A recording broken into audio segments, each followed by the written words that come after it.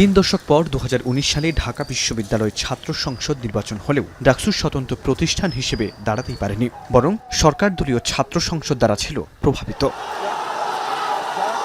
জুলাই গণ অভ্যুত্থানের যে ঐতিহাসিক 9 দফা, তার একটি ছিল দেশের সব শিক্ষা প্রতিষ্ঠানে ছাত্র সংসদকে কার্যকর করার দাবি। কিন্তু 5 আগস্ট স্বৈরাচার পতনের পর 10 মাস পার হলেও এখনও অকার্যকর ঢাকা বিশ্ববিদ্যালয় ছাত্র সংসদ সহ দেশের সব শিক্ষা প্রতিষ্ঠানেরই ছাত্র সংসদ।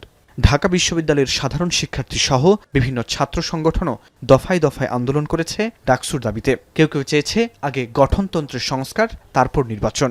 ডাকসু নির্বাচন নিয়ে গঠিত কমিশনকে বিভিন্ন ছাত্র সংগঠন গঠনতন্ত্রের বিভিন্ন সংস্কারের প্রস্তাবও দেয়। অবশেষে সোমবার সিন্ডিকেট সভায় অনুমোদন হয় সংশোধিত গঠনতন্ত্র।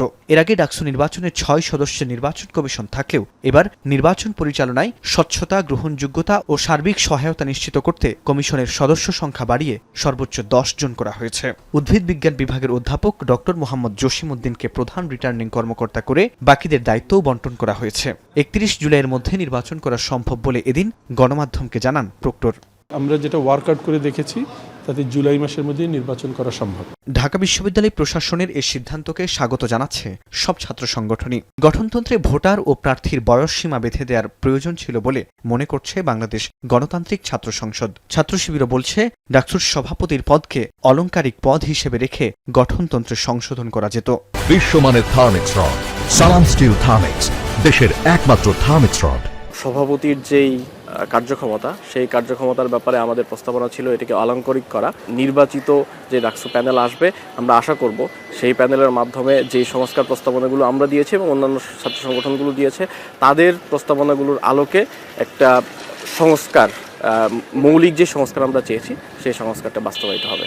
এখন যেহেতু নির্বাচন কমিশন গঠন হয়ে গিয়েছে, আমরা আশা করব যে 2-1 দিনের ভিতরেই ডাকসু নির্বাচনের পূর্ণাঙ্গ তফসিল ঘোষণা করা হবে। শিক্ষার্থীদের নিরাপত্তা নিশ্চিতেই আসলে ছাত্র সংসদ নির্বাচনটা প্রয়োজন। তবে ঢাকা বিশ্ববিদ্যালয়ের অন্যান্য ছাত্র সংগঠনের থেকে একেবারে উল্টো অবস্থান ছাত্রদলের। সংগঠনটির দাবি, এখনও ডাকসু নির্বাচনের জন্য সুষ্ঠু পরিবেশ তৈরি হয়নি।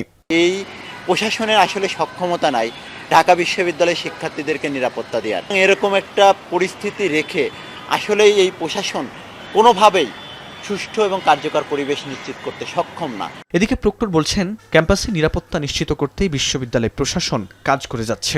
অনাকাঙ্ক্ষিত ঘটনা এড়াতে সবার সহযোগিতা প্রত্যাশা করেন তিনি। আমরাও নিজেরা ঘুরে ঘুরে দেখি, শিক্ষার্থীরা বলেন, আমরা সেগুলো মিট আপ করার চেষ্টা করছি।